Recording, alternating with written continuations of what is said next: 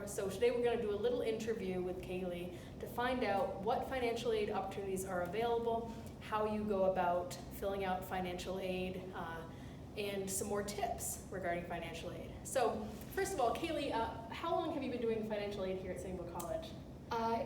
I have been here for a year now. Been here for a year now, okay.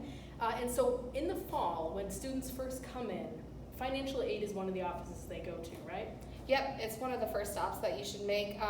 Ideally, we like the students that already have completed the FAFSA before they come in, so that we know where they're sitting at financially, so we can figure out what other scholarships or assistance that they need to continue with their education.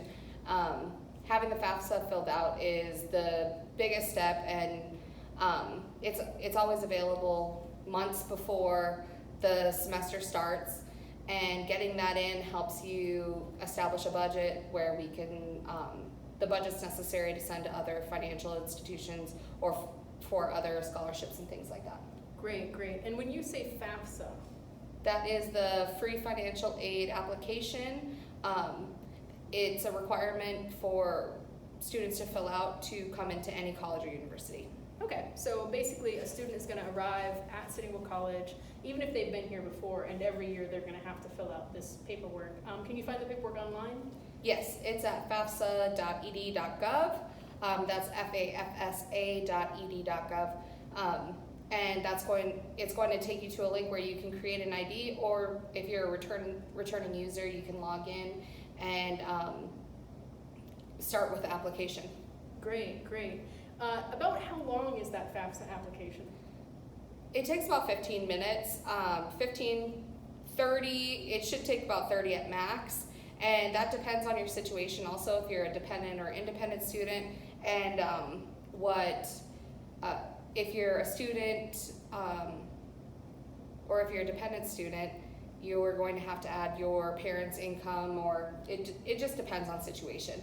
But typically 15 to 30 minutes should be the max that the application takes. Okay, so you said you might have to add your parents' income if you're a dependent. Are dependents, is that 24 and under usually? Yes. Unless they're emancipated or have some other situation? Unless they're emancipated or are a parent or have their own dependents. Got it, got it. And so when you sit down to do this FAFSA, you've gotten to the website, and then you obviously have the form in front of you. What other paperwork should you have with you to make sure that you fill in all the information? Like, what kind of information is it going to be asking for? Well, if you need your parents' information, you're going to need their tax return information, need to know everybody's social security numbers, mailing addresses, things like that.